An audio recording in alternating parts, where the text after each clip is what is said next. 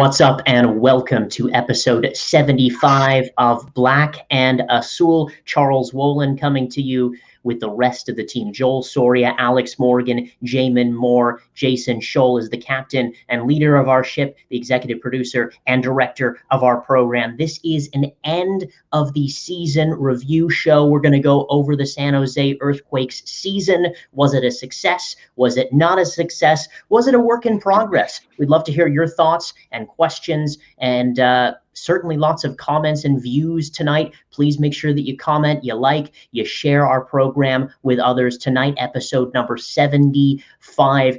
And Joel Soria, this Earthquakes team losing in the first round to Sporting KC. What an epic way to go out there. Chris Wondolowski scoring in stoppage time and then losing in penalties. This was the first time that this team made the playoffs in quite some time. The first time this team made the playoffs with Matias Almeida, obviously at the helm. He has a 4-year contract with this club. There's lots of rumors, of course, surrounding the manager, of course, because he is a world soccer manager, and there will be rumors, of course, about his caliber, doing so well with Chivas and River Plate in his native Argentina. It is fair to say today that Javier Aguirre signed a contract to be the manager of Rayados de Monterrey in Liga MX. So I think that those rumors might be put to bed, certainly for Rayados, but the rumors do persist. But I think it's fair to say that Matias Almeida is here to stay with the San Jose Earthquakes. They've already made some roster moves. But Joel, let's begin at the top. How much of this season was a success for this San Jose Earthquakes team? Well, good evening to you, Charles, and good evening to all of our viewers. I want to start off by giving a quick shout out to Edgar Serrano, who actually emailed me earlier today and wanted for us to give him a shout out. And I just want to take the time to give him and everyone else a big shout out. He wishes all of us a really awesome show. He also said that he's been having a lot of fun listening to Black and Azul, and that he can't wait to see what next season has in store for the San Jose Earthquakes, who I would give a 7 out of 10 if I had to rate it out of 10 on how the 2020 season went. Obviously, as we know, 2020 has been a very, very weird and distinct and brutal year for many of us. In a year in which sports were also affected largely. We saw the San Jose Earthquakes start the season at home, 2 games back to back, and then suddenly the season took a wild turn, right? And we weren't able to see any of the teams play until midsummer, when they all traveled to Orlando to take part in MLS's back. Shortly after they came back, and we weren't sure if we were going to be able to watch the San Jose Earthquakes in flesh.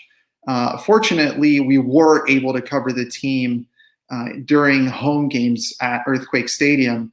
And to be quite honest with you, all things considered, I think that the San Jose Earthquakes made small improvements. Small in some aspects, and then majors in others, right? When we talk about finally overcoming that playoff deficit that had been hampering the team since 2017, being able to overturn that and squeeze our way into the playoffs, and also many other achievements that we saw made this season, whether it be Chris Wondolowski, continuing to extend his goal streak, whether it be the Earthquakes making a semi dark horse run in MLS's back. I think that there were a ton of highs as well. There were some lows. Talk about, winless droughts in early September when the San Jose Earthquakes were the laughingstock of the league. So I think that, but at the end of the day, the Quakes were able to sort of put out a lot of the fires that they had certainly created, and ended with, I think with a strong foot forward, and, left it all on the field in Kansas City not too long ago. Yeah, that's certainly well said. And excuse me for not noting that at the top of the show. Obviously, playing in very strange and tough conditions. I want to get to that at the end of the show and chat a little bit more about COVID and our world and what we learned as journalists covering this team. Alex Morgan, where does this Quakes team rank for you from 2019 into 2020 and losing in the first round of the MLS Cup playoffs? I think this season was a market improvement from 2019, Charles. I think that the Quakes earned passing grades this season. I think their main objective was to make the playoffs. Matias Almeyda, in his second season in charge of the Earthquakes, Jesse Fioranelli in his fourth season as general manager of this team. For them, I think it was essential. It was the expectation that they would build on the progress that they made in 2019 and make the playoffs this year. And they did that. So I think from that vantage, this was a success. And then on top of that, I just think it was entertaining. I mean, it was pure chaos this season, from the, overcoming the odds and the circumstance to mount a really entertaining dark horse run for the MLS's back tournament, to that just incredible run of poor form in September. I've never seen a soccer team lose 7-1, 6-1, 5-0 like that in such quick succession. But then remarkably, to be able to turn it around, that was one of the most, I think, remarkable sports comebacks that I've seen in a long time. And then, of course, Chris Wondolowski's goal in that last minute against Sporting Kansas City. I know we talked about in the postgame show there how it was 3 or 4 seconds basically from the final whistle, and just for him to get a goal like that, I think it was really, really meaningful in terms of his career. So I think from that perspective, it was a really successful season on most fronts. And also, the Quakes, a lot of other teams suffered from COVID outbreaks in their teams and struggled off the pitch with these trying circumstances that we're in. But the Quakes really, I think, ran a tight ship, and it was in terms of the front office and keeping everything safe in COVID, it was largely successful. I even found a successful way to incorporate the fans with events at Earthquake Stadium, where the fans could drive in and watch the stadium from their cars on the lawn in Earthquake Stadium. And even though the honks were annoying to me and annoying to us in the press box from our vantage point at the games, I think that was a really cool atmosphere that they were able to create. And yes, I think there are still questions you have to ask about the long-term viability, sustainability of Matias Almeyda's style of management and Jesse Fioranelli's roster construction. Those don't magically go away. But I think this season was a success for the San Jose Earthquakes because, there's only one team that wins the MLS Cup, whether it be Columbus or the two teams that are playing tonight in Minnesota United and Seattle Sounders. There's only one team that makes the MLS Cup, one team that wins the Supporters Shield, and a couple that make the semifinals will probably feel good about that. But the rest of the teams are sort of left to ask themselves, was this season worth it? They have to derive meaning from this season. And I think for the Earthquakes, this season was really rich in meaning and rich in all of those wonderful emotions and ups and downs that make us, sports fans and make us all love this beautiful game of soccer. So from that perspective, this season was a really fun one and successful for this organization, I think.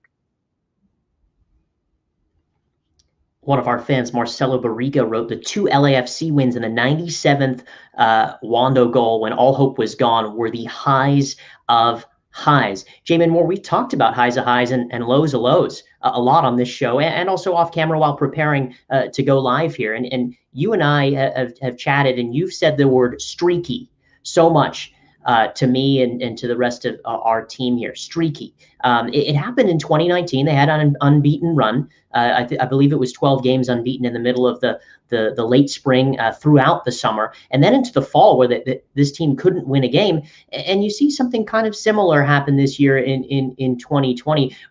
Your thoughts on the season and where this ranked for you in terms of was it a success, work in progress, or not really a success?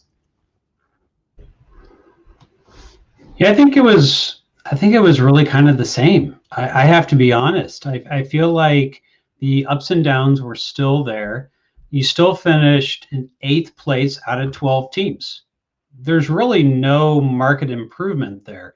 The only thing you could say is that maybe at the end of the season, the team finally, after a year and a half, adapted a bit more to the league and what it was going to take to be successful with this team to the league. As the analyst, I look at the data and I say, it's hard to see where the improvements were. Yes, I think there were feelings at times of improvement, but you also, I think, had a lower level of despair at one point in 2020 than you even did in 2019. And that's considering that you ended the season on a big long winless streak and ended up out of the playoffs. It, like, for me, the despair level in the middle of the season was the highest level we'd seen in over the 2 years. And I do think that from there, you did see some adaptation to the league. Finally, Matias Almeida did things we've been talking on this show about for a couple months already, making changes in the defense, making changes at the goalkeeper position, changing Andy Rios's role, and finding a different way to be able to go forward. And yes, you lost Magnus Eriksson in the middle of that. That had a very big impact. But I just submit that, you know, unless you take the very end of the season as what this team ought to be next year, and I don't know that we can yet, it's really hard to say that they ended this season in a much better position than the previous year because they added a playoff spot. And that's the reason the Earthquakes were in the playoffs. If they finished 8th out of, and there were only 7 spots, I think we'd be having a different sounding conversation today. You would be talking again about how they just missed the playoffs, how they couldn't get the job done on decision day. And to me, again, from an analyst perspective, I'm not really seeing the big upward movement. In fact, I see a step back on a couple areas that do concern me. Hopefully, when we get to the conversation later today, we'll start to see some light at the end of the tunnel in terms of what is going to be happening with this roster in the offseason. Just to play devil's advocate here, though, is it fair to weight the 2020 season up to the standards of a 2019 season or anything that came before that, when, you know, teams were playing in a 34 game uninterrupted season? It's a $10 million question, isn't it, Joel? Because, you know, that's what you're going to have to try to figure out with this roster heading into next season.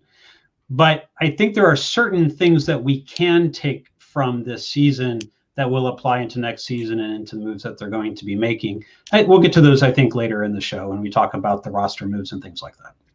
Yeah, and I just want to bring in a couple of other comments from fans. Diane Guyaman says, and the smoke from the fires canceled practices that other teams were able to hold. I think that's a fair point there. Thank you, Diane. Marcelo, back to you. You said, to be fair, this is the COVID season, and we made the playoffs. We didn't have many practice times earlier on. I also want to scroll up to Leo Beltran, who says, we finished on top of the LA Galaxy, and we don't have a superstar like Chicharito. So I think that those are interesting comments from the fans there. Let's talk about some roster moves. And let's begin with the 2 re-signings of 2 Quakes longest-serving players, Shea Salinas and Tommy Thompson. Shea Salinas getting the 1-year deal with an option to potentially be able to negotiate another year deal after that. The 34-year-old will now go into his 12th season with the San Jose Earthquakes next year. And Tommy Thompson, who's the first homegrown player with the San Jose Earthquakes, signed in 2014. He signs a multi-year deal. He's played in 50 of 57 matches under Almeida at the helm. But let's hear from Tommy Thompson on his thoughts on moving forward. Yeah, absolutely. It has a lot of meaning. It's an honor to be the Quakes' first homegrown. The whole homegrown system was still somewhat new when I signed back in 2014. And to see what that mechanism has transformed into and what it's meant for American soccer has been incredible to be a part of.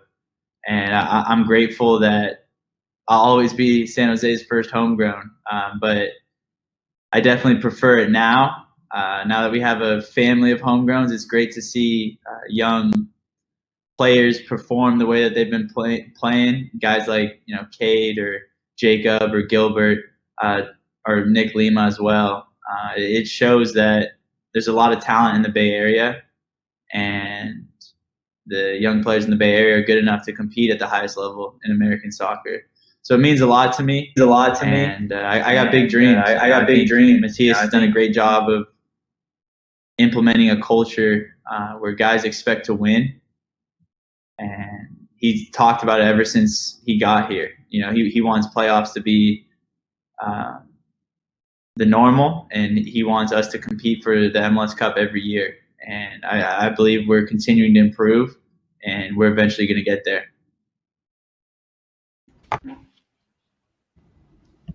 We have Tommy Thompson talking about what it means to be that first homegrown, and quite an honor.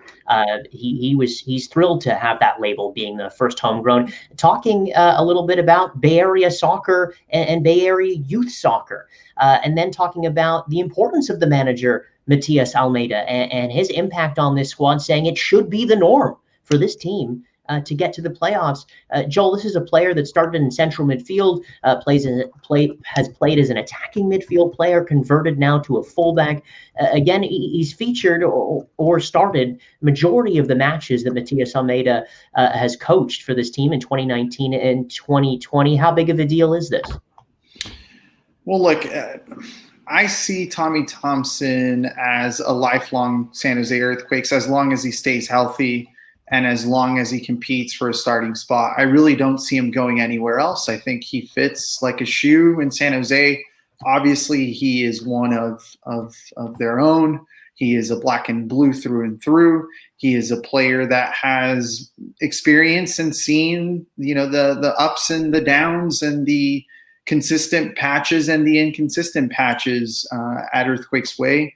And even before then, right? We're talking about a player that was around to witness a team that played at Buckshaw Stadium, a player that has, been a player under Kinnear, has been a player under Watson, Russell, Ralston, Leach, Stare, Almeida. I mean, the list goes on. He's seen it all, and he's, rubbed shoulders with greats like Wondolowski and Salinas, and even Corrales to a certain extent for his entire career. So I really didn't see it as a surprise. I thought it was expected for him to come back and sign a multi-year deal and remain a San Jose Earthquakes not only on the field but off the field as well. When we talk Tommy Thompson, we have to talk about his community advocacy, right? He is definitely a focal point when it comes to community outreach within the organization, constantly, hosting workshops or seminars with a lot of, San Jose youth, making visits to public schools. And I think that's just, it's definitely wonderful, to have that type of player, to have, most importantly, that player be someone who, authentically connects with San Jose and is a product of this environment. So I think that it's a really solid signing. And then on a soccer sporting side, I think it's also a very intelligent move from Jesse Fiorinelli and co.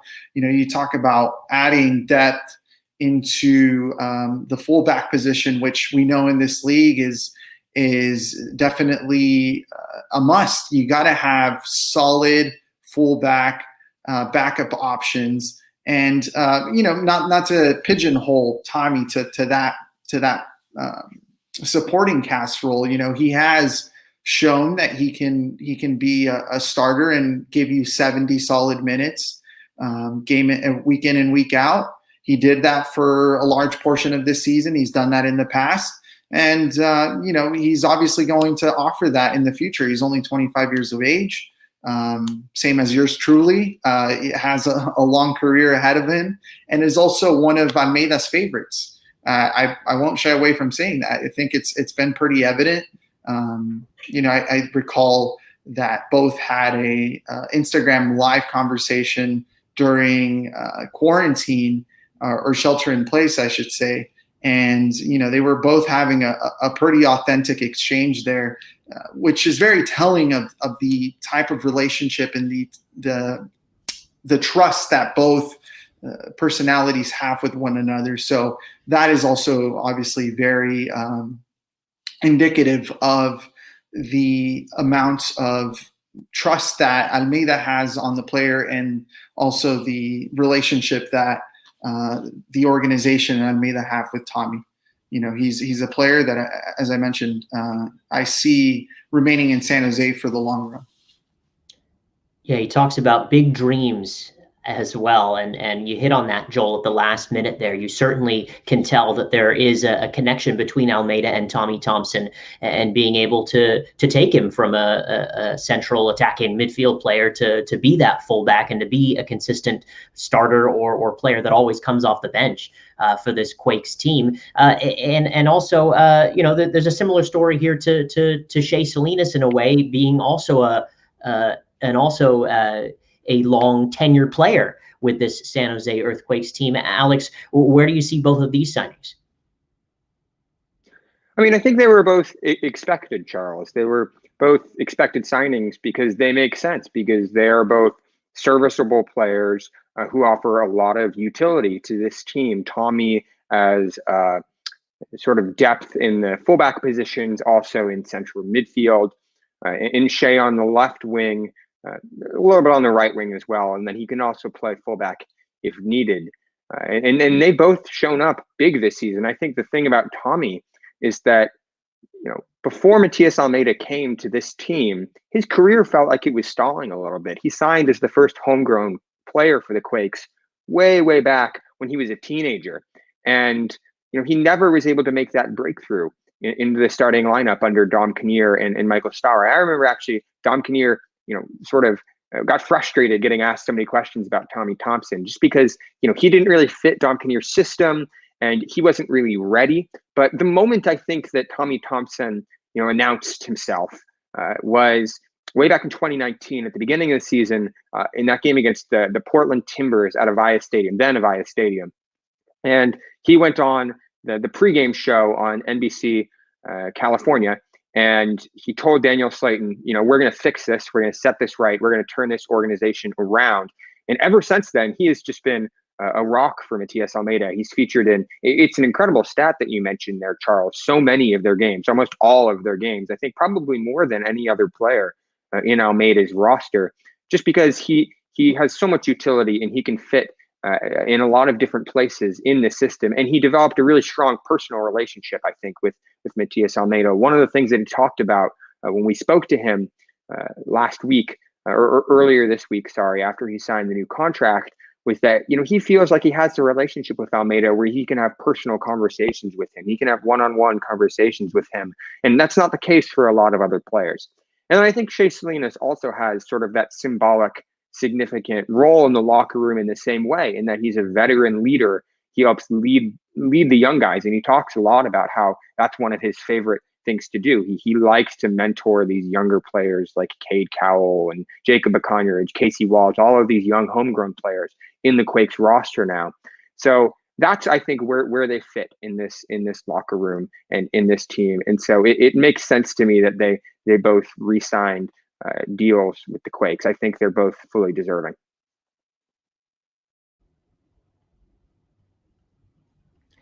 Jamon, Shea Salinas, being able to get to that end line, cut the ball back.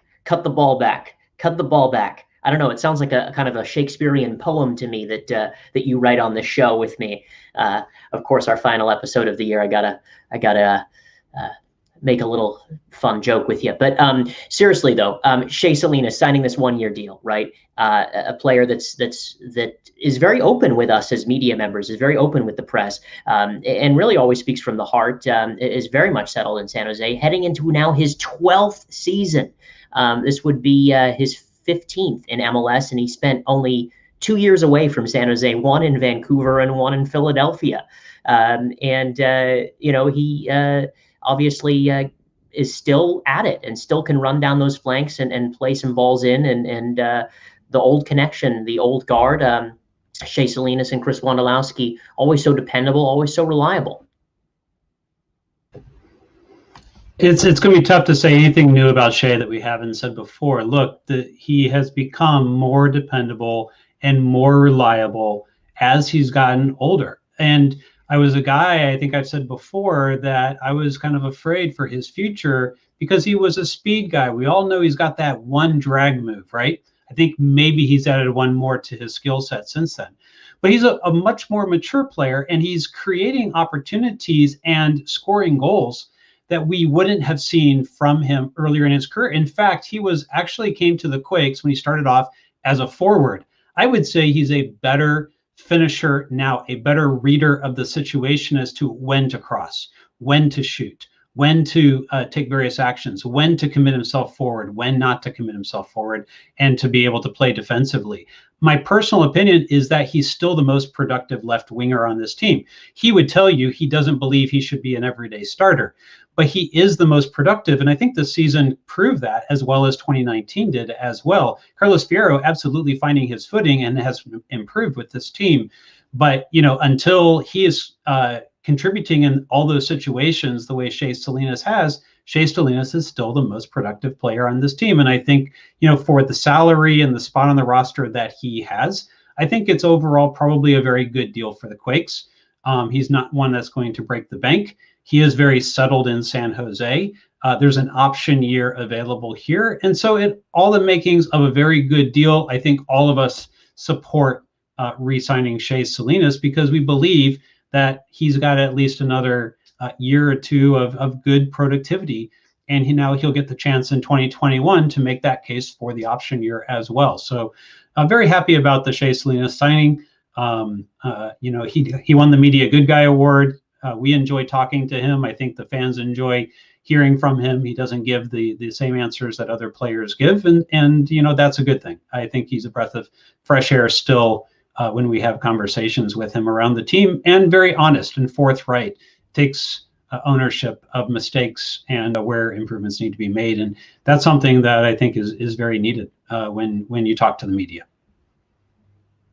Yeah, he's now the assist leader in San Jose Earthquakes history with 48. Let's pivot here to Paul Maurice, also signed a multi-year contract with the Quakes.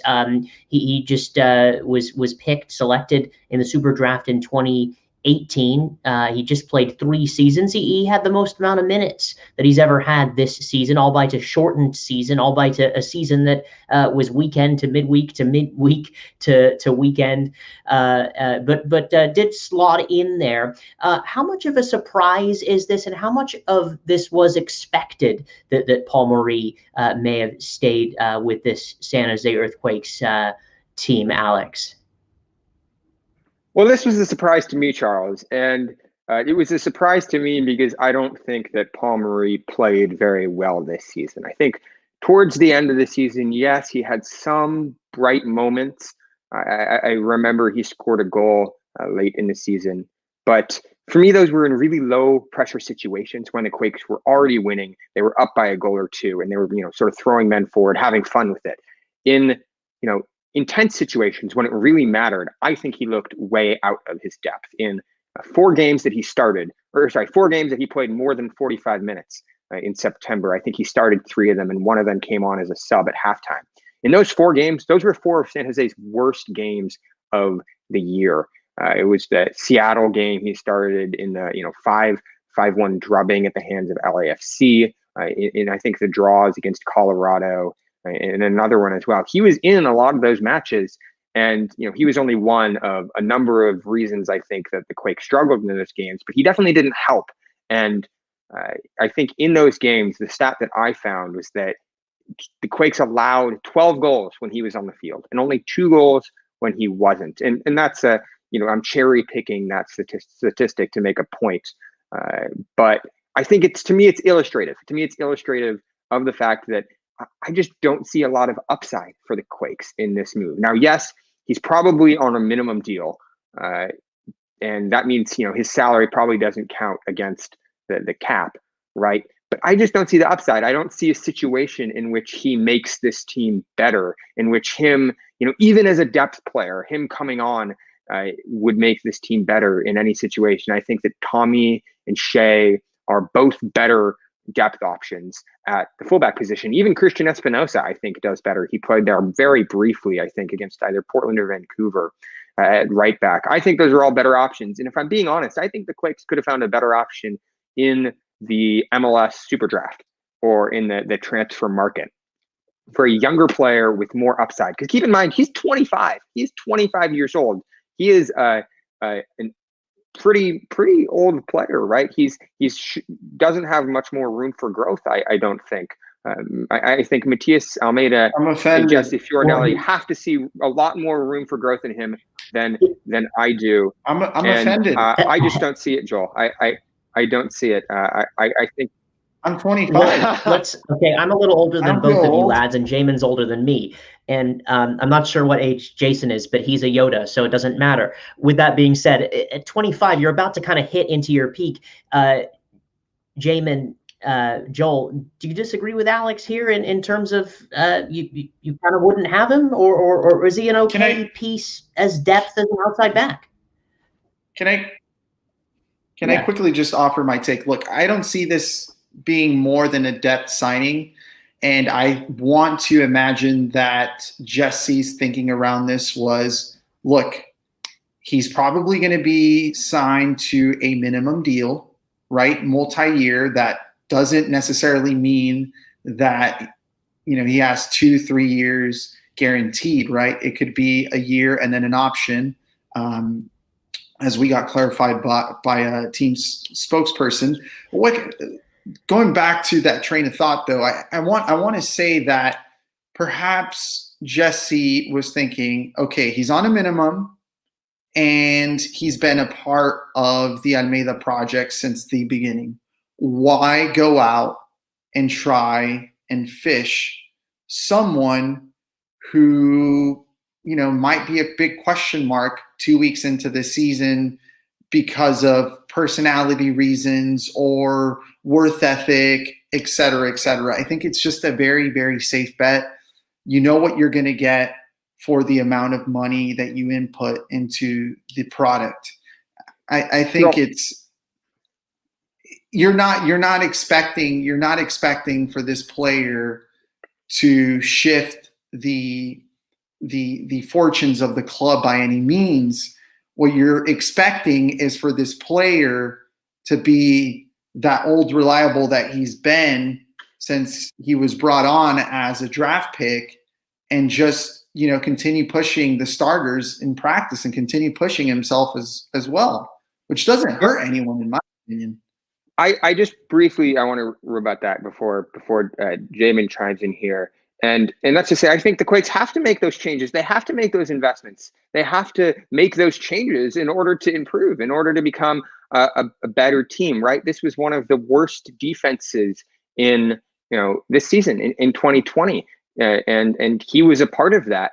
I think a lot of the other guys, had decent seasons, but the Quakes have to be thinking about ways to make this defense stronger and this defense better. And I think that starts with personnel changes and upgrading players. So I think it's worth it to take a risk on a new player who has a higher ceiling. And that's what this offseason was supposed to be about. This offseason was supposed to be a transitional year for the Quakes, sort of a clean deck for Matias Almeida and Jesse Fioranelli to work with, because they had a lot of guys like this who were out of contract. And it was, I think, an opportunity to get rid of dead weight of players like Marie, players like Luis Felipe, players like Vlocko and Kasia and Hussein, who weren't contributing in this system.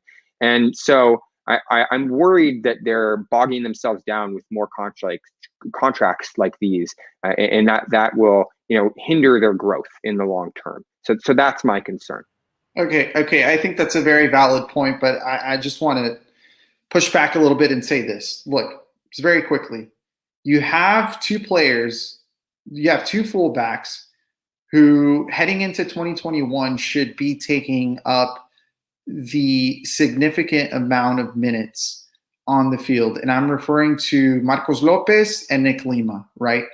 If one of those two options doesn't work out, then you quickly slot in Nick Lima, you slot in Thompson, given that Lima is pretty versatile in the sense that he can both play on the left and on the right side. So I really I don't see Marie, like Marie's not going to be getting any significant playing time if all goes as planned. Marcos Lopez should be playing almost 100% of the minutes that should be available come 2021. And I think the same goes for Lima and or Thompson, who are obviously – Thompson's trying to make a case that he deserves to be the starting right back or left back, say right back, considering that Lopez has kind of sealed the left back position, the starting right back of the San Jose Earthquakes, whereas Nick Lima is trying to prove a point not only to Almeida but to Berhalter that he deserves to be in the U.S. men's national team mix-up. And look, we've talked about Paul Marie way more than we should probably talk about Paul Marie. But let me just make a couple quick points here. He's on the supplemental roster. There's no hit against the cap. He's like $63,000 a year. He may get a raise because of the CBA. I doubt he's going to move off the supplemental roster. He's your fourth outside back, and he doesn't take an international slot. And we already know that Jesse Fiorinelli just doesn't trust a lot of talent that's in the league in some of these positions. He's proven that in the past. Exactly. He hasn't made moves inside the league. So to him, the bird in the hand is worth two in the bush. And Marie is the bird in the hand that fits the roster mechanisms of MLS and what this team needs to put into the supplemental roster right now. I say that unless there was some massive raise or something like that came with this, which I doubt, I think it's fine. He's like a wingless bird, though, Jamon. He's a wingless bird. He doesn't have the ceiling, I think, to contribute to this team. That's the problem. I agree. I do think that if it's a one-year deal with an option that gives them 2021 to see what's up and be able to make a change in a better environment for scouting and such, to be able to get a player. But if you have your fullbacks like set in stone, if you have that part of the field figured out, you don't need the Paul Marie to be like a Patrice Evra, like just let him be. Why is he on the roster? Paul Marie. Then why did they just re-sign him? If you're saying they're not going to use him at all, why did they re-sign him? Well, they re-signed him to I made my case, Alex. You obviously weren't listening. He's still a commodity on the practice field. He's also a commodity within the locker room. I think if you're saying they're using him as a training cone, I think they should use some of the younger academy homegrown guys, Joel. I think we've talked a lot about Paul Marie. Yeah, and you're totally just misguiding my words. But carry on. I hear you, though. I hear you. Yeah. Depth is depth. All right. Other roster moves. Kasia, Vlocko, Luis Felipe, out and not re-signed with the San Jose Earthquakes team, and also lumped in there and not offered another contract, Danny Hussein. Obviously, Vlocko kind of headlines this bunch as a designated player, a player that has shown flashes of brilliance, a player that has really been the TikTok of this team since 2017, but clearly fell out of favor with Almeida, coupled with his teammate Kasia, who was a starting center back and captain of this squad in some matches for Matias Almeida. And then you have Danny Hussein, who scored some important goals for this club. Luis Felipe, I think we all agree, was definitely not going to be re-signed by this club based on performances. Joel, where to begin on these three? Let's start with Vlocko. Well, look, it was pretty evident that Vlocko was not a favorite of Almeida. Almeida had been somewhat critical of him, despite him offering some glimpses of hope throughout the 2020 season. His minutes had just completely plummeted in comparison to what he had registered in 2019 and 2018. A player that obviously could be extremely brilliant on a Wednesday or Saturday night when he wants to. But I just, it's one of those interesting cases where you have a player who's so talented, but just doesn't seem to be as mentally interested in wanting to be that great player. that they could be. And the Quakes have had historically a player very similar to that in George Best. It's kind of funny, and it's very ironic that Vlocko, if I'm not mistaken, I think this was the 2018 season. You guys can correct me if I'm wrong, but he had that delicious goal against Atlanta United, pirouetting around a couple of defenders and eventually putting the ball in the back of the net. I recall that goal was largely compared to Best's back in the 70s with the San Jose Earthquakes. And really, it's funny because, both players, Best is in a different league, of course, and Best has been referred to as one of the best to ever play.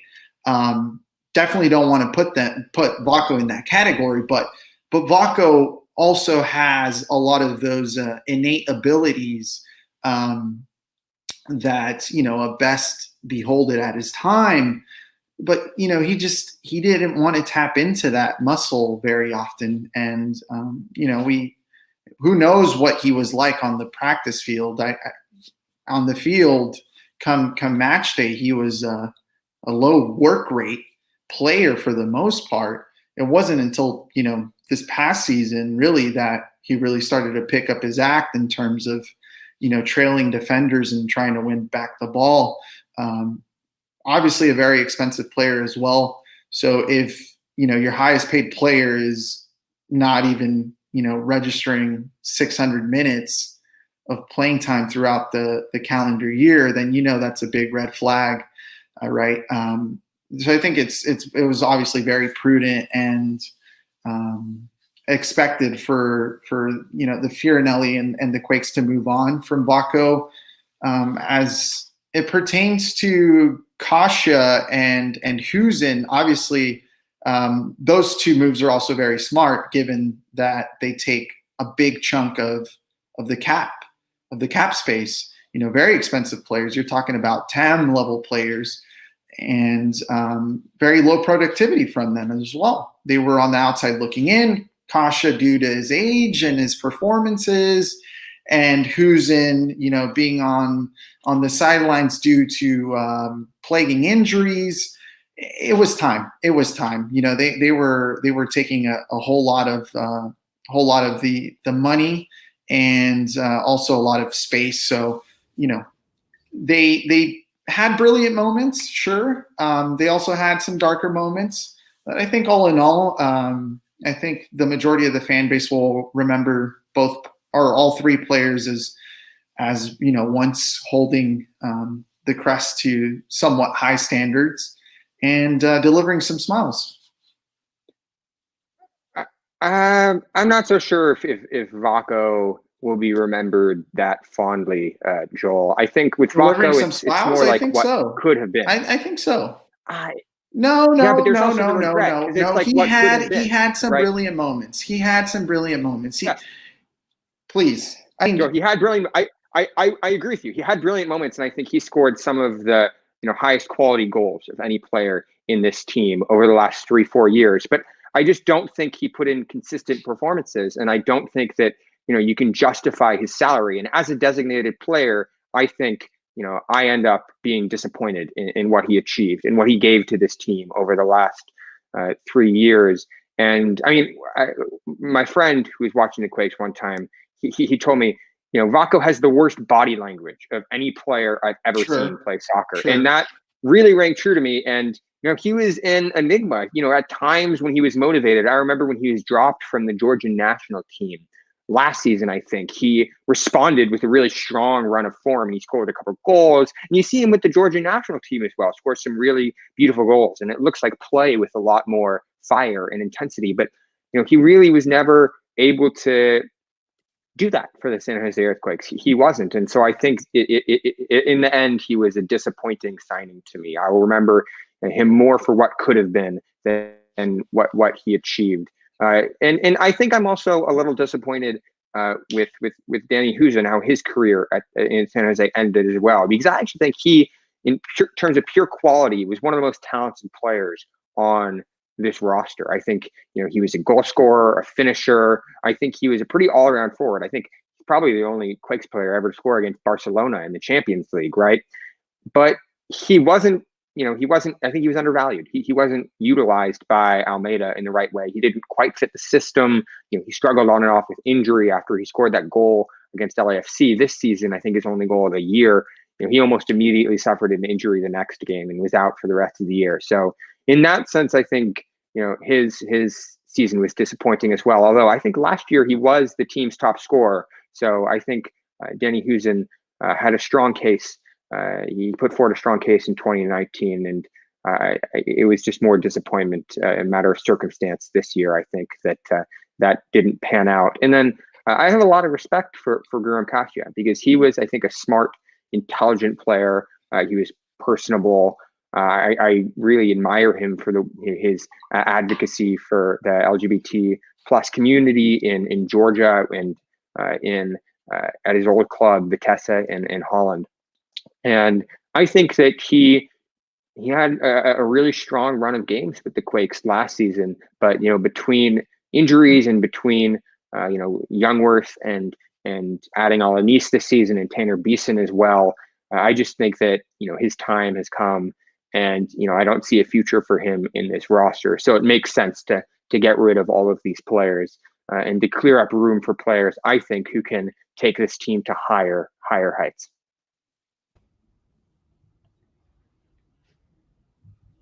Jamon, go ahead, Joel. Sorry. No, I was just going to say it's worth noting that both Hussein and Vlocko peaked in 2018. Hussein was able to register 12 goals, and I believe Vlocko registered 10, along with 5 assists. And those particular numbers, to me, ring of a player that was subpar. I wouldn't categorize him as a miss, personally. But I also wouldn't say he was, a stellar DP signing. I think he was just like middle of the pack. I think it was a decent DP signing. Obviously, as 2020 or even part of 2019 unfolded, that definitely worked against Vlocko. But we got to look back at those numbers. Those 2018 numbers are semi-solid for a lower-end DP like Vlocko. Truthfully, I mean, we don't want to obviously zero in on 2018, but if you want to speak highly of Hussein, then you also have to zero in on 2018, because after 2018, Hussein didn't do much, right? And you're talking about 2019 Hussein. 2019 Hussein scored 5 goals. And I like Danny a lot, but we just need to keep that in perspective. In my first time on the program, Joel and I debated about Wando versus Hussein last season, and I admitted Hussein didn't step up in 2019. Although I do think he had some nagging injuries and other factors, unfortunately, continued to weigh him down in 2020. Look, I'll be brief. Your Honor, I'd like to reserve my time for later because I think we've hit this topic for a while now. But these are between Vlocko and Hussein. They are number 2 and number 3 in goals scored for the Earthquakes since 2013. And that's an important number because the Quakes now have to find ways to be able to replace those goals that they once were able to get production-wise out of these people. If those two are players who underachieved, what does it say that they're number 2 and number 3? So that all underscores the reason why it's important that the Quakes hit on the moves that they're going to make in this offseason. But let's look at some numbers real quick, because this is important cap space that the Earthquakes have freed up. If you take a look at the numbers between Vlocko, Kasia, Hussein, and even Felipe, who was a senior roster member, not a supplemental roster, okay? So he counted against the cap. And between those players, you've got 2.8 million estimated in salary and 1.8 estimated in cap. That's not factoring in the money that was saved from Magnus Eriksson. That's not factoring in the GAM that was gotten for Anibal Godoy. So depending upon what Wando seems to do, the release of these 4 players is very strategic for this team and the moves that they're going to make in the offseason. We've been talking about for a while. I think we had nailed the three of them for a while. These are very obvious moves to make. Sometimes the club doesn't always make obvious moves. In this case, they did. I think kudos to Jesse Fiorelli for seeing these players as having reached the zenith of what they could provide to the San Jose Earthquakes. It's time to move on. They did provide some great memories, some great moments, each of them. Luis Felipe, by the way, has been with this team since he was very young, since he was 20, and basically had moved to the States from Brazil, first with Fort Lauderdale, and then came to Reno. And he made a big impact at Reno, 5 goals, 3 assists in his first season in Reno. He was an obvious call-up, and I thought did very well in 2018 as a rookie, taking on the number 6 position and head of a very, very leaky back line. It did improve a bit when he first came in. So, credit to Luis Felipe, but I just think in Almeida's system, we all saw that he wasn't really a fit for that. And I do hope that he'll be able to find the right opportunity, because I do think that he is a depth MLS level central midfielder. And I hope that someone takes a chance on him, because I think he'd probably be worth it.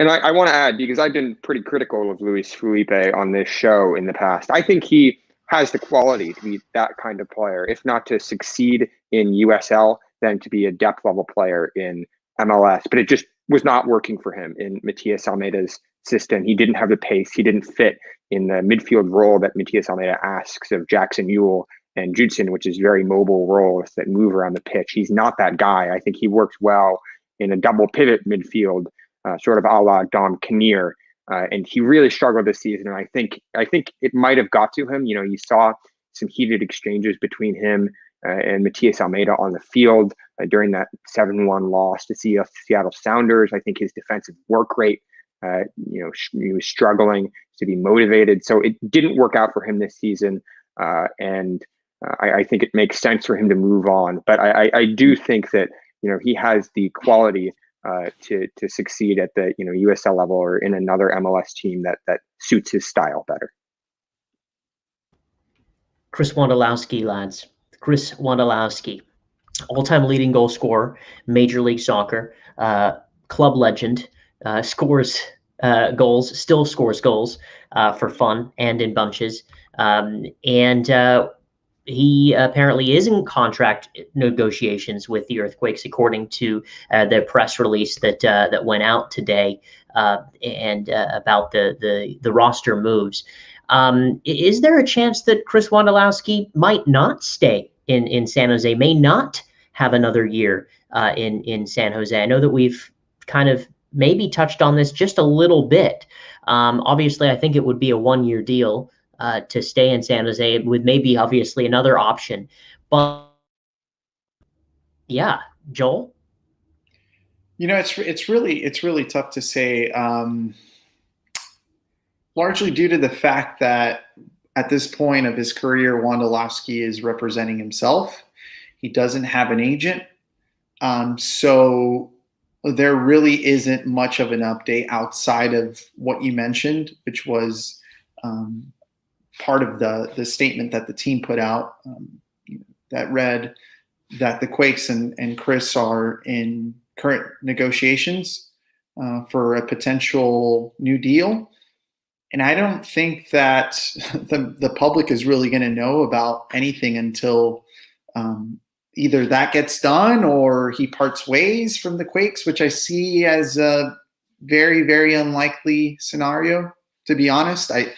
I want to believe, and I would bet that, that Wando would stay in San Jose. But I think that I don't know. I don't know what the hang up is. I mean, we do know that at the end of the season, right after the game against Sporting Kansas City, Wando did say that he was very jealous that other teams in the Western Conference and in MLS in general are frequent visitors of MLS Cup playoffs, whereas, as we know, the Quakes make it every now and then. And he wants to compete. Not only does he want to compete, I mean, he wants to win a trophy. it's very normal for an athlete of his pedigree and an athlete with his type of mentality want to relish silverware. He has been largely deprived of such thing, and at that age, you dream of that. We see many athletes, in fact, around that similar age, towards the twilight of their careers, make a move that is just purely based on wanting to lift the trophy. So, from that sense, I wasn't surprised to hear that from Chris. But all things considered, I think that he remains in San Jose.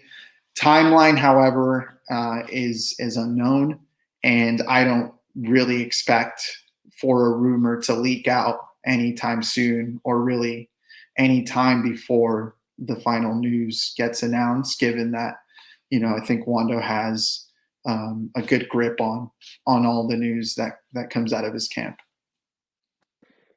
Yeah, I think that it would be a shame if Chris Wondolowski leaves, obviously, because of what he means to this club, because what he's given to this club, because how much the fans love him. But we've said it before, Chris Wondolowski has earned the right to end his career on his own terms, how he wants to end it. And, if that means going to another club where he has a better chance at winning a trophy, I respect that. And I think Earthquakes fans would, I think, in large part feel obliged to, let him do that, obliged to support him in whatever he chooses. And I think he is respected by a lot of coaches around this league. He has a close relationship with Dom Kinnear, LA Galaxy coach, for one. And I think there's a lot of other coaches who would relish the chance to use him as a bench player or in an even larger role in their rosters. And you look at a team like Minnesota United, who are playing the Seattle Sounders right now, and I think beating them. I could see Wondo fitting well in a roster like that, and a team like that has the quality, that has the setup, that has the plan and capacity to win a trophy. And I'm glad that Chris Wondolowski is using his position and in order to pressure Almeida and Fiorinelli and Fisher to come up with a plan, to get their act together, and to build a successful roster, to from Fisher's perspective, to invest in the team, to put money into this team, from Fiorinelli's perspective, to manage it well, and from Almeida's perspective, to coach the team and to use pragmatic tactics that will get this team closer to the playoffs and closer to a championship. So I'm glad that he's using his voice in that way to push this organization to do better. Whether or not he ultimately decides to stay or leave, I still think is an open question. And by the way, he's not alone in wanting to compete, like literally compete for silverware. That is a sentiment that he shares with Matias Almeida through and through. They're both, serial winners, despite Wondo not really being known for lifting silverware. They both share that sentiment. And I think that that's going to push Fisher that much closer to actually make some real serious investments in plenty of different departments, right, that are required in order to take your team to that next level. And just to quickly piggyback on that point that you made about Wondo fitting in schemes of different teams throughout the league, I quickly just want to say that I firmly believe, and it doesn't take a rocket scientist to say this, that Wondolowski would be an ideal fit at any MLS team, without a doubt. I think any team would pick him up at the drop of a hat. I'm seeing some fans in the comments here, Michael and Calvin, saying Seattle would be a good fit for him, and that would make sense. And I absolutely see that as well. Any team, A through Z. I think any team you would agree, Jamon, I'm sure. Oh, absolutely. Every team could use a finisher, particularly off the bench, to bring energy in the 70th minute. He's perfect for that. And I do like the Seattle. I mean, if you're talking about other teams, I think Seattle, LAFC, somewhere where he can get some service from players who know how to give it. Absolutely. And I think that's what he's going to be looking for. Let's be honest, right? What he's going to look for in this offseason, he already said, is what are the moves that the Quakes are going to do to improve. And if he doesn't see it, you can bet that he is going to look for a team that's going to give him the service that he would require to be able to go out the way that he would like to go. This conversation is making me that. sad, guys. I think we need to move on at this point. It's making me sad. We'll just have to wait and see what Chris Wondolowski and the Quakes' next move is. If I was a betting man, and I'm not really a betting man at all, I think that he stays. Like the rest of most fans have said here. Moving on, Jamon, coming back over to you, asking, what needs to happen within this roster. Go through it with us here. Obviously, a need for some other central midfield players to provide some depth and some competition for both Judson, Jackson Ewell, as well as that coveted number 10 role, that attacking midfield player, the player that can pick the lock, the player that can play underneath the striker, and then also adding another first choice striker potentially for this team. And then clearly Kashi is leaving, maybe some cover at center back. Seems like the outside backs and the goalkeeper situation is sorted, but a few pieces to sort out. And we're hearing a couple of rumors as well. I'm just going to package this whole transfer rumor mill all together. And we're hearing the name of Matias Sucar a little bit from Peru. He's played with the Peruvian national team, 5 goals in 10 matches for Deportivo Municipal, which is in Lima, Peru, in the capital, one of the most prestigious teams in Peru. He's a very young player, 21 years of age as well. But where do you see the needs of this team and some of the rumors that you're hearing, Jamon? Well, obviously, we've been talking about this DP10 for a long time, right? You need your Nico Ladero, you need your Diego Valeri, the player who won Player of the Year, Alejandro Pozuelo for Toronto FC, is a 10. This is the most important position in all of MLS, and we've been talking about this since 2013, that this team needs that player. And Rafa Baca, by the way, wasn't really a 10, but they've never replaced what Rafa Baca brought in that particular part of the field since. An Almeida system that reflects itself as a 10. And it's very important, I believe, for the Quakes to use this opportunity when they've got the cap space. You're talking about 2.4 million in cap that we estimate, 3.4 in salary. You've got a ton of GAM sitting around from the Anibal Godoy, 650K in GAM, if I remember right, sitting around from that particular trade. So, there are, some things that the Quakes can do. It would be hugely disappointing if they did not come out of this window with that particular player. To me, it is the most important player on the team. I believe you can get by with a TAM 9. I believe you can get by with a TAM level, if not a TAM center back, to replace, to be someone who will help take care of set pieces and an aerial threat in the back. We need some backups in the central midfield to be able to back up Judson and Ewell. We've talked about all these things. There's nothing new here. Now the team has made the roster moves. They have the cap space to be able to make this. And what we've been told is a buyer's market from South America where Matias Almeida is likely to look for players. This is the time. If it doesn't happen this offseason, I struggle to figure out when it's ever going to happen, to be quite honest. Now, about Sucar himself, I spent several hours actually looking at him. I believe he's a depth option. Yes, he's had some level of success in the Peruvian league, but he doesn't show the level of skill that you would really want in a TAM level or even a DP level 9. His salary should command way less than that. I see him as a third striker type option for the team. He's young. He could actually play in a U23 team for a season or so if they started it. But he doesn't bring a lot to the table. He's got a bit of pressing ability. I see a little bit. It's there sometimes. It's not there other times. He doesn't hold the ball well, doesn't pass well, doesn't do much else in the box other than finish. And with that, a lot of his goals have actually come from penalties. So you have to kind of watch those things.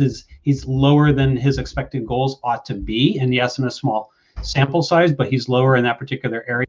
So this is something that, if you look at a player like him, if he is the guy, I see that as a big problem. hopefully he's not the guy. Hopefully he's a depth option. And I think, the Quakes should be able to bring him in if he's really on their list at an attractive price.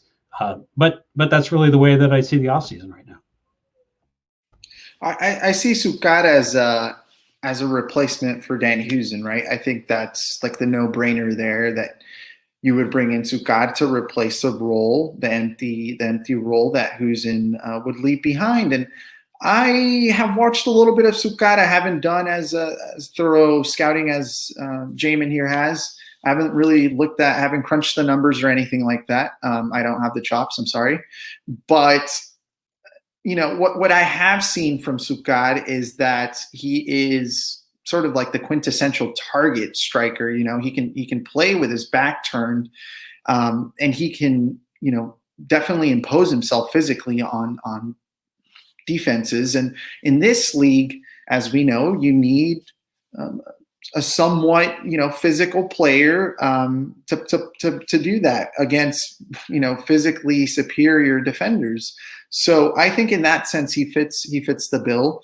And Sukkot is also, regardless of what the numbers tell you, and the numbers from a very rudimentary perspective are relatively good, because he's one of the Peruvian league's top 5 goal scorers. He racked up double digits this season.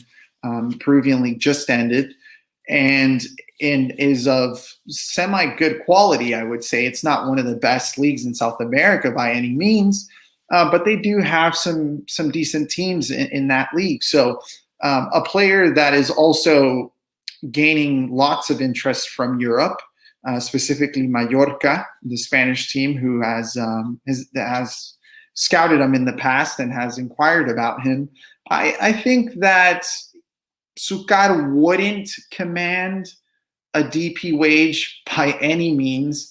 I don't even think he would fall in the TAM category, to be exact. I think he would be right below the TAM threshold, in which case I think it would be a pretty good bargain, a pretty good deal, considering that Sukkot is 21 years of age, has a lot of upside, is known as being one of Peru's promising upcoming strikers, and this is the most important part of it all, he's reportedly a U.S. citizen, which I think is a big plus. Yeah, I think that international slot would be huge. Joel, would be huge, and I think he'd be a good addition, a good depth signing. But I still think the success of this offseason will be determined on whether the Quakes can get a DP 10, and if not a DP number 9, then a really strong TAM number 9. I think in large part Matias Almeida and Jesse Fiorinelli's future with this team will be determined by what they do this offseason. If they don't find the right players, if they don't have a successful year in 2021, I struggle to see a future for them at this club. So the pressure's on. It's make it or break it time for both of them, I think, in San Jose. And I also want to touch on briefly 2 other positions I think Charles mentioned. I think it's very, very important, equally as important, that they sign a backup central midfielder, just because Judson and Jackson Ewell were asked to do so much this last season. And we saw how much they struggled. The Quakes struggled when Judson was injured at the beginning of the year, how much they struggled. So they need a strong, box to box type, slightly more defensive midfielder as well. I think they need to sign that. I heard some people asking me on Twitter about the left wing position. I think that's one that you can probably hold off on until next season. I think with Shea Salinas still on the roster, with Carlos Fierro, I think having done pretty well towards the end of this season, you wait and see what happens. If he plateaus, if Cade Cowell, I think you give him a chance this year, but if he doesn't, continue to improve, if he doesn't improve his left foot and his finishing ability, then you can readdress that next season. I don't think that's an immediate concern, though. And the same goes for center back, I think. Between Youngworth and Alanis and Tanner Beeson, I think they have 3 options that are fine. They're not outstanding. I think there's a case to be made that next offseason, or maybe even over the summer. Maybe even over the summer if the team is shipping goals at unreasonable rates to get a really strong center back. But I don't think that needs to be on this winter. I think you hold off and see on that. And I also think that Jacob Akanyeridge might be the long-term solution there. He looked really, really strong in his one start against Portland this year. He then unfortunately went on to go get injured, story of the year with a lot of the Quakes players. But I think he has a high ceiling there. So I don't think that those are high priorities right now. I think those are two positions that the Quakes will look to reinforce maybe in the summer or next winter. Yeah, certainly strengthening central midfield, adding that number 10 attacking midfield player, adding a number 9 center forward, striker that can bang in the goals, as Chris Wondolowski is not getting any younger, or is he?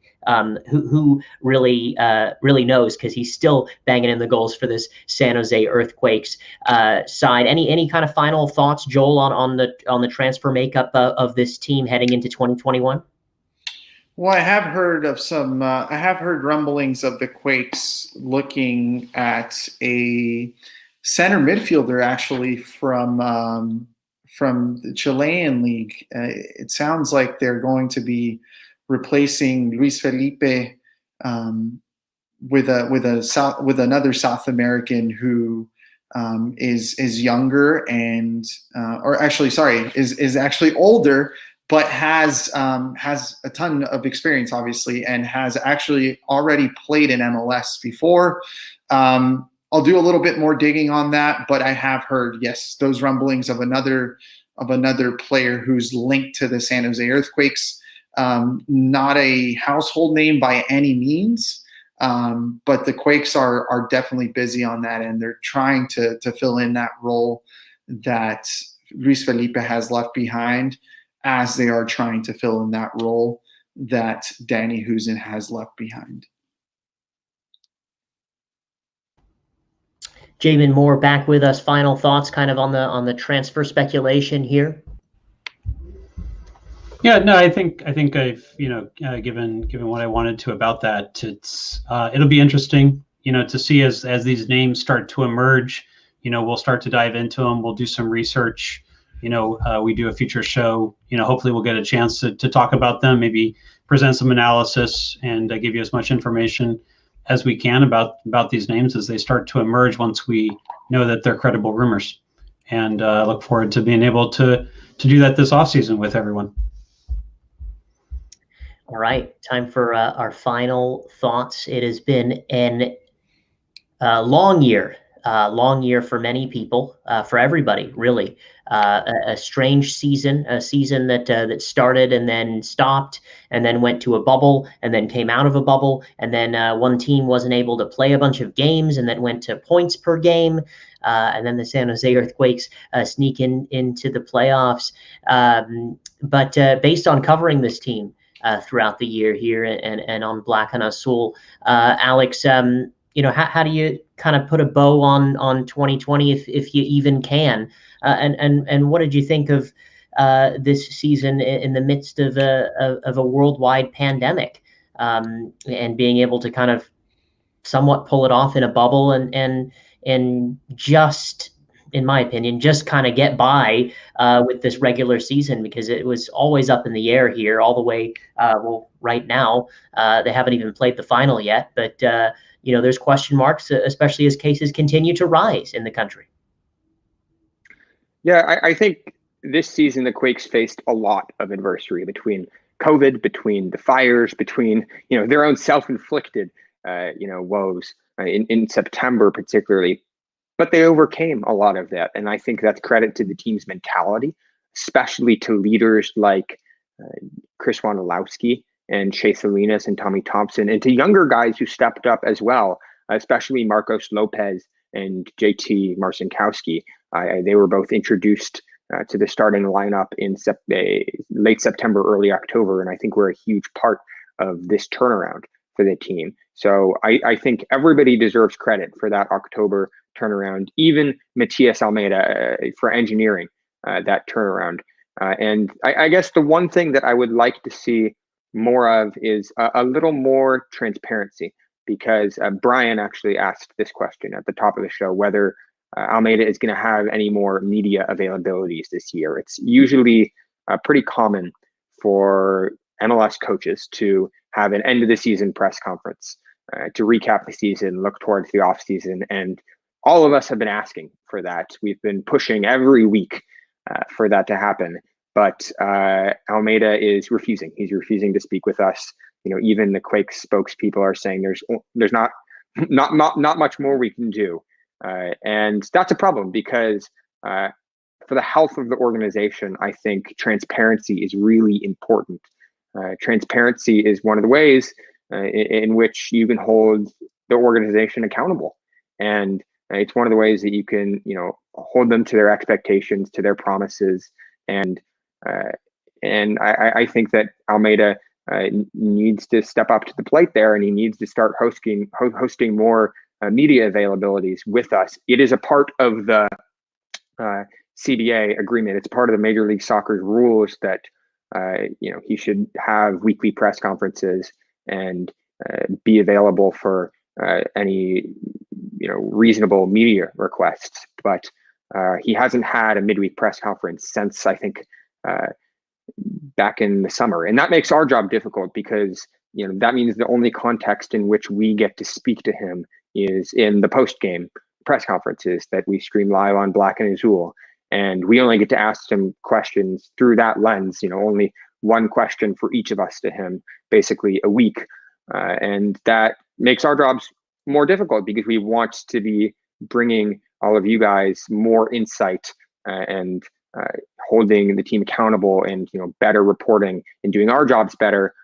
But Almeida right now isn't holding up his end of the bargain there. So I think that's one of my biggest hopes for this off season, is that Matias Almeida will start hosting more media availability, so we can continue to give you guys even better content next season. I'm, you know, thrilled with everything we've achieved on this show this year. I think us being able to find the pregame, postgame format was really cool, and I think we found our stride as a show. I certainly feel a lot more confident in what we're doing, what I'm doing right now, than I did last season. I hope we can continue that growth.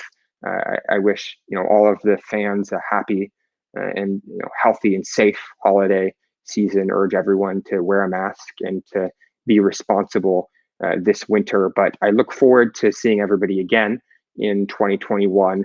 Hopefully, fingers crossed, at Earthquake Stadium at some point next season. I know we all at Black and Azul have big aspirations for what we can do next season, especially if there are more in-person games, and if there's a COVID vaccine, and, you know, sports and the Earthquakes can sort of return to some semblance of normalcy at some point over the course of the season. But then I think also to remember, you know, the way that the team and the way that I think all of us overcame a lot of those challenges this year is meaningful to me. And I certainly will, between the chaos of everything that happened this season on the field and off the field, this isn't a season that I will forget anytime soon. Jamon, this season has been an interesting one for sure, an interesting one to cover, a privilege to cover, given our position with this show, and under the guise of COVID and a worldwide pandemic. Your final views here. Yeah, Alex actually, I thought, did a really good job in saying, you know, most of the things that are on my mind. I would add availability from Jesse Fiorinelli as well. We had a great conversation with him off season. All three of Joel, myself, and Alex got to sit down with him and understand his vision for the club. That is something that is supposed to happen frequently, just like Almeida's availability. General managers are supposed to be available for reasonable requests from the media, including weekly features. And so, you know, that's something that tells me this should be happening more than once or twice a season. And I would like to see more from that. We did get a chance also to talk to Jared Shawley last offseason.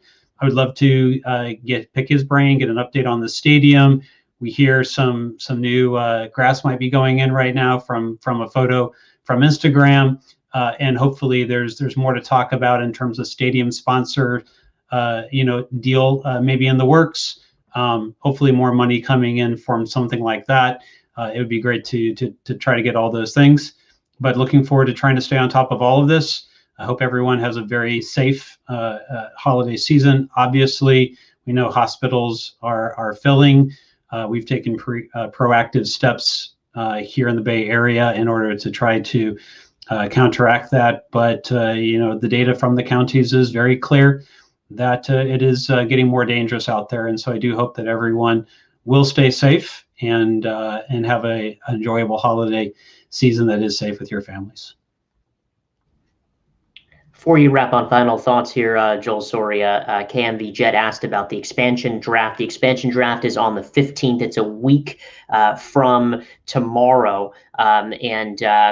As the information from that draft comes out, I'm sure you can follow us at various accounts on Twitter to chat a little bit more when it comes to the expansion draft. Of course, Austin FC making their selections in that expansion draft. Back to you, Joel Soria, in what has been a very, very rough year, tough year for humanity and for all people across the globe.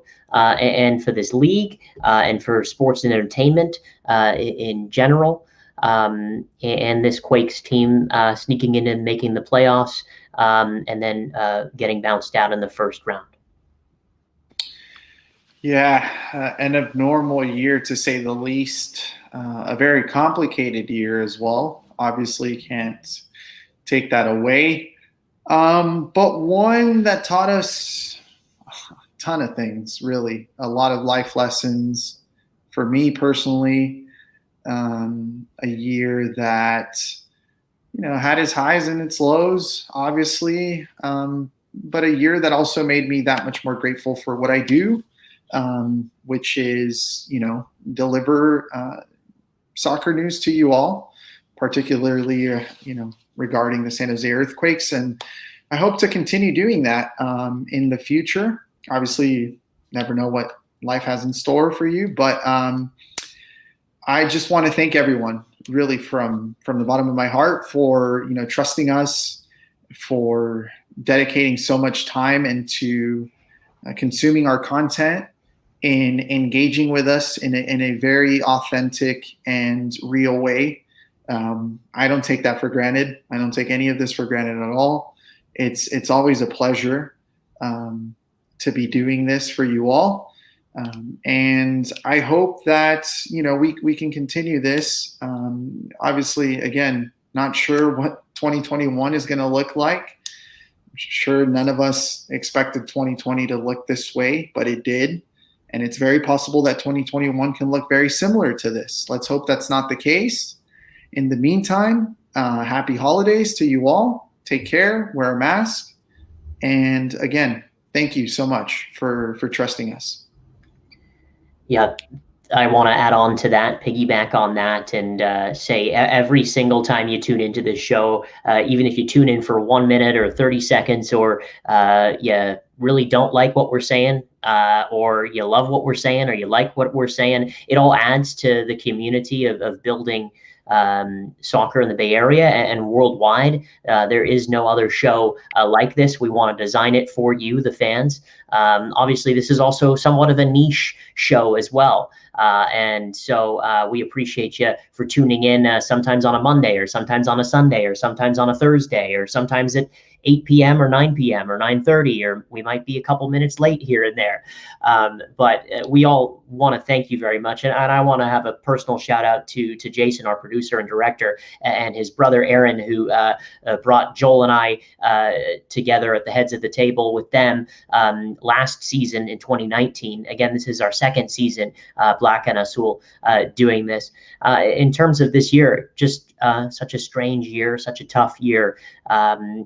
Very grateful, very fortunate to be here. In some aspects, I don't feel like I should be sitting here. I don't feel like I should be sitting here at all talking about soccer. In fact, I don't even know some days if I want to cover the sport, because it's so strange, because there is a COVID factor with players and their families that we don't know about. We don't really know about the mental side of the game. We can ask a lad a question about COVID, or if they tested positive, or family, but we don't really know. We can always ask the question. We can always pull out little bits of what they're saying in a post-game interview, but do we really know?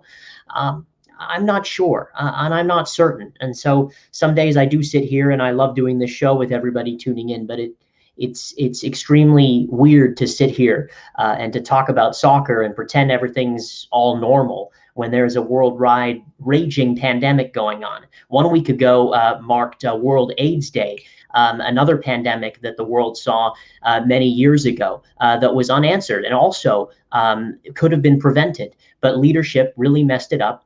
And leadership turned a blind eye to it.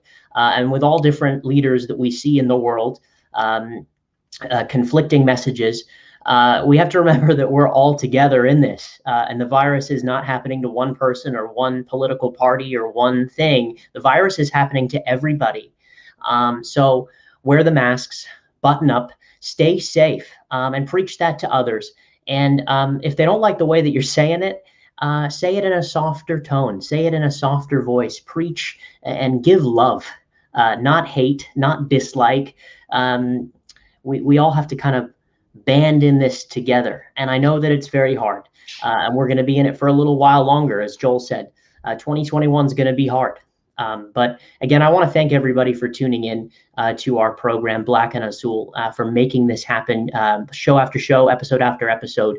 And completing our 2nd year. So very proud to be a part of it.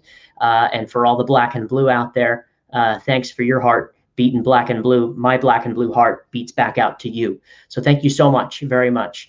Alex Morgan, Jamon Moore, Joel Soria, and our executive producer, Jason Sholl, associate producer, Aaron Sholl. Black and Azul 75. Take care and stay safe. Good night.